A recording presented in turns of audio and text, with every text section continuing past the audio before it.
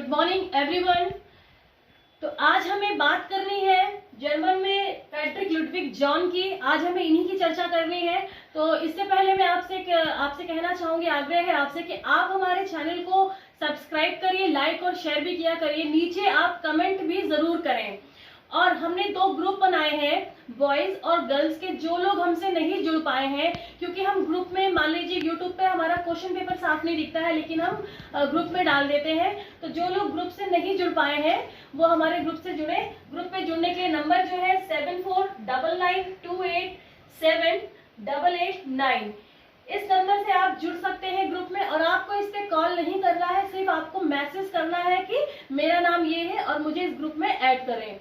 चलिए, तो अब हम बात किसकी करेंगे? फ्रेडरिक लुडविग जॉन की। क्योंकि जर्मनी की हम बात कर रहे हैं कि जर्मनी में जो विद्वान थे, जिन्होंने शारीरिक शिक्षा में बहुत महत्वपूर्ण योगदान दिया और इसके लिए अग्रसर वो काम करते रहे। तो आज हमें जिनकी चर्चा करनी है वो है फ्रेडरिक लुडविग जॉन। तो चलिए, इनके बारे में हम बात करेंगे कि ये एक ऐसे व्यक्ति थे, एक प्रथम ऐसे व्यक्ति जिन्होंने शारीरिक शिक्षा को जर्मनी में राष्ट्रीय एकता के साधक के रूप में प्रस्तुत किया। आपसे पूछेगा राष्ट्रीय एकता के रूप में किसने प्रस्तुत किया था शारीरिक शिक्षा को? तो फ्रेडरिक लुडविग जॉन ने प्रस्तुत किया था। और इन्होंने जर्मन जिम्नास्टिक समाज की स्थापना भी की। ये भी बहुत इंपॉर्टेंट है। जर्मन जिम्नास्ट की स्थापना किसने की? फ्रेडरिक लुडविग जॉन ने की थी, जिसे कि टर्बेरियन मूवमेंट भी कहा जाता है।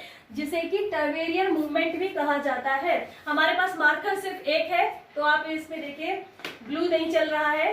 तो क्या मैंने कहा? जर्मन जिम्नास्टिक की स्थापना किसने की? फ्रेडरिक लुडविग जॉन ने की, जिसे कि टर्बेरियन मूवमेंट भी कहा जाता है। क्या कहा जाता है? टर्बेरियन मूवमेंट। पूछेगा टर्बेरियन मूवमेंट की स्थापना किसने की? लुडविग जॉन ने की। और अगर वो पूछता है कि किस समय की बात है, ये जर्मनी में है ये टर्बेरियन मूवमेंट। चलिए आगे बात करेंगे। इसकी स्थापना करने का उद्देश्य क्या था?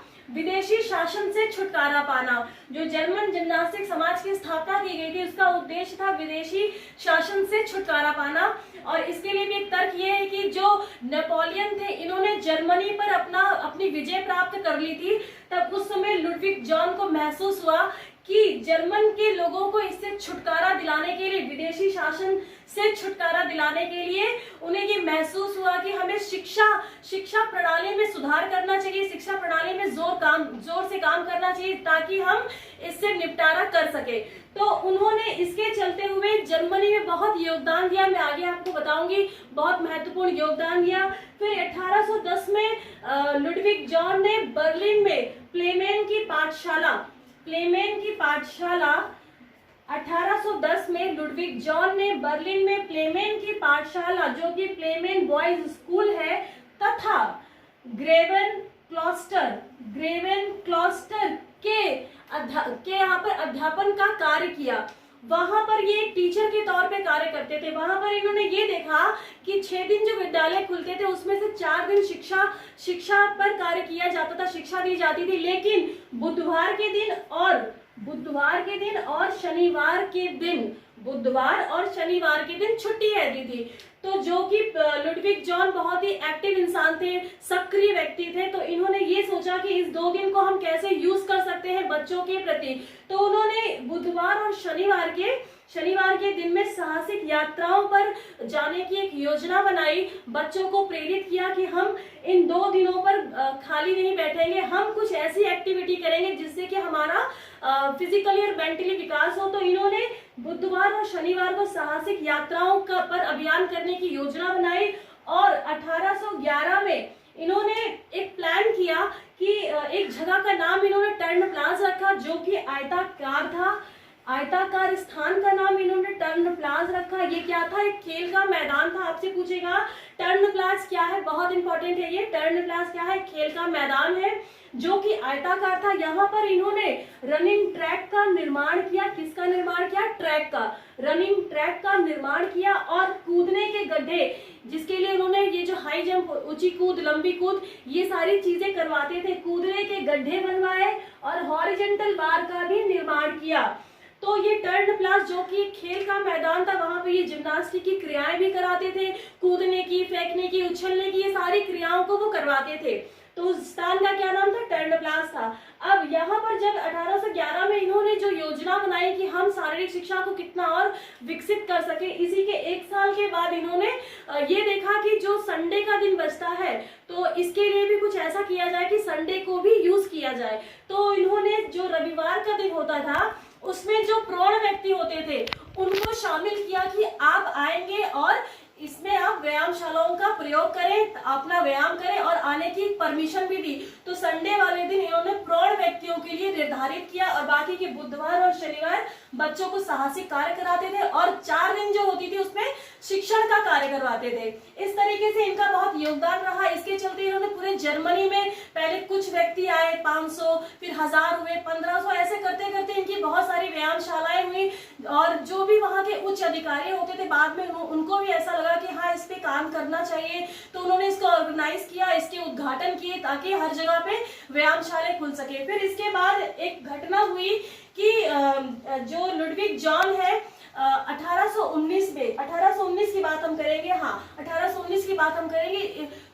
ये लुडविग जॉन के ऊपर एक घातक षड्यंत्र का आरोप लगा जिसकी वजह से इन्हें कारावास हो गया, इन्हें जेल हो गई। तो जब ये जो टर्बेरियन मूवमेंट है उस समय इसको अवैध घोषित कर दिया गया। पहले तो ये वैध था क्योंकि इससे विकास हो रहा था टर्बेरियन मूवमेंट को, जब इनको जेल हुई तो इसे अवैध घोषित कर दिया गया।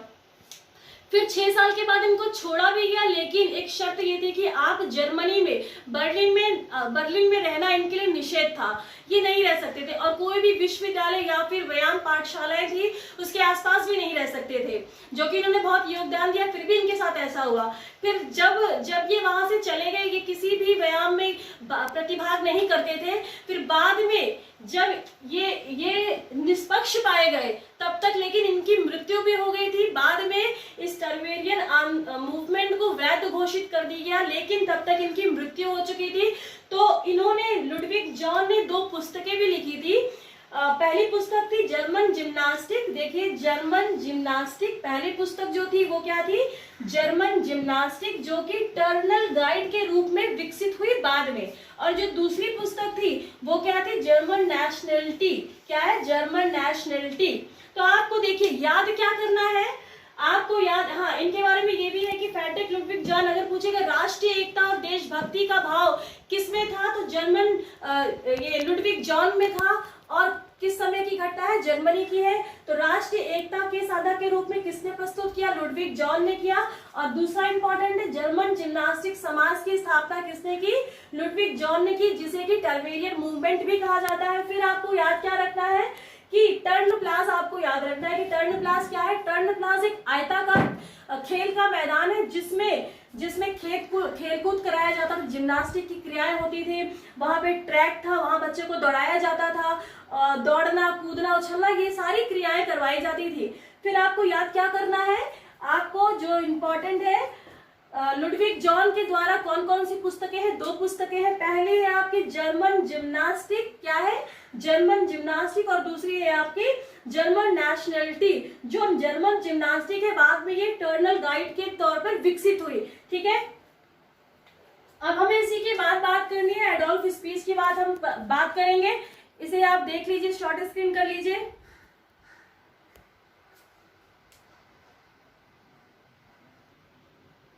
हाँ, तो इसमें जो क्वेश्चन बना था पीजीटी 2013 में, वो क्वेश्चन ये था, सुनिए ध्यान से। फ्रेडरिक लुडविग जॉन ने जर्मनी में किस प्रकार जिम्नास्टिक की शुरुआत की। ऑप्शन आपको मैं नहीं बोलूंगी, सीधा आंसर बता रही हूँ। इसका आंसर होगा देशभक्ति। फिर से सुनिए, फ्रेडरिक लुडविग जॉन ने जर्मनी में किस प्रकार जिम्नास्टिक की शुरुआत की, तो देशभक्ति के तौर पे इसकी शुरुआत की। और ऐसे भी बन सकता है, शारीरिक शिक्षा में निष्ठा तथा कार्य में जॉन के विश्वासों तथा विचारों की आधार प्रेरणा क्या थी, तो देशभक्ति थी। चलिए